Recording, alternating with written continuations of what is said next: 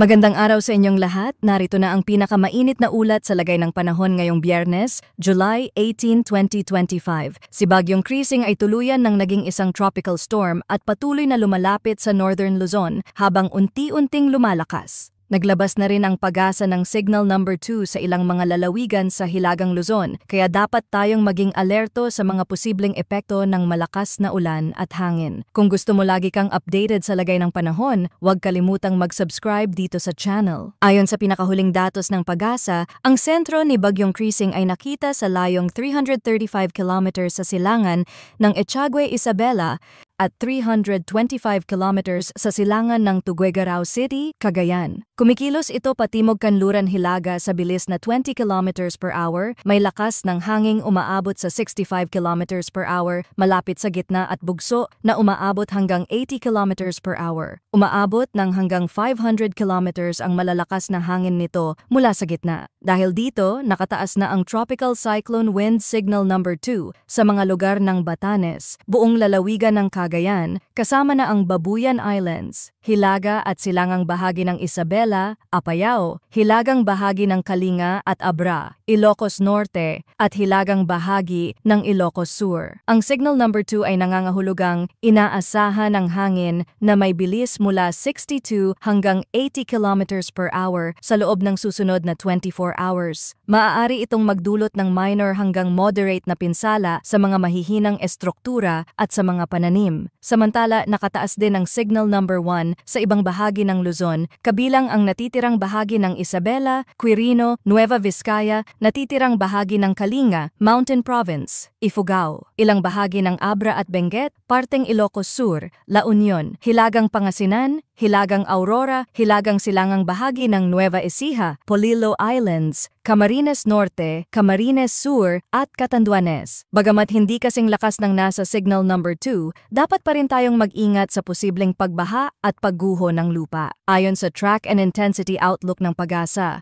tuluyang naging tropical storm si Krising ngayong umaga at inaasahang lalakas pa ito sa severe tropical storm level bukas ng madaling araw o hapon. Inaasahang tutumbukin nito ang mainland Cagayan o dadaan sa malapit na bahagi ng Babuyan Islands ngayong hapon hanggang gabi. Pagkatapos nito, magpapatuloy ito sa direksyong patimog kanlurang Hilaga, tatawirin ang extreme northern Luzon at lalabas ng Philippine Area of Responsibility bukas ng hapon. Ngayon namang araw ng Biyernes, July 18, inaasahan ang higit sa 200 mm na ulan sa mga lugar ng Cagayan, Isabela, Apayao at Ilocos Norte. 100 hanggang 200 mm naman ang posibleng maranasan sa Batanes, Ilocos Sur, Benguet, Kalinga, Abra, Quirino, La Union, Aurora, Quezon, Camarines Norte, Camarines Sur, Palawan, Occidental Mindoro, Iloilo, Guimaras, Antique at Negros Occidental. Samantala, nasa yellow warning level or 50 hanggang 100 mm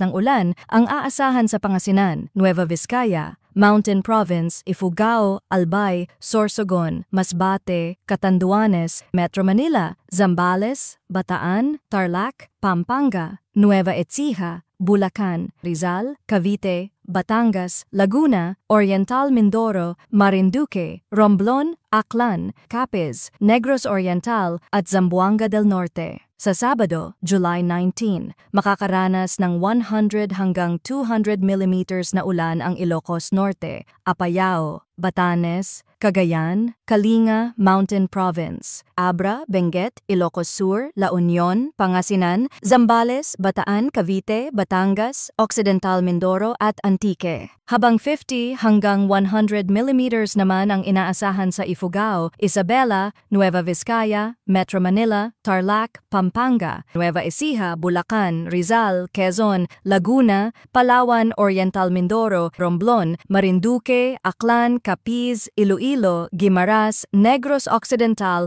at Negros Oriental. Pagsapit ng linggo, July 20, nasa 100 hanggang 200 mm ng ulan ang posibleng bumagsak sa Zambales, Bataan at Occidental Mindoro, habang 50 hanggang 100 mm naman sa Ilocos Norte, Ilocos Sur, Metro Manila, La Union, Pangasinan, Tarlac, Pampanga, Bulacan, Cavite, Batangas, Rizal, Laguna at Oriental Mindoro. Ang mga ganitong volume ng ulan ay maaaring magdulot ng pagbaha at landslides lalo na sa mga bulubunduking lugar at sa mga komunidad na malapit sa ilog o dalisdis. Ayon pa sa international weather models tulad ng European Center for Medium Range Forecasts, matapos ni Bagyong Krising ay may posibilidad ng isa pang bagyo na mabubuo sa bahagi ng norte malapit sa Taiwan. Bagamat mababa ang tsansa nitong tumama sa kalupaan ng Pilipinas, posibleng hilahin nito ang habagat na siyang magdadala pa rin ng ulan sa ilang bahagi ng bansa. Kaya't mga kababayan, patuloy tayong magbantay at maging alerto, manatiling nakaantabay sa mga susunod na ulat mula sa Pag-asa at dito sa ating channel. Huwag kalimutang mag-ingat. Maraming salamat sa inyong suporta at pagtutok.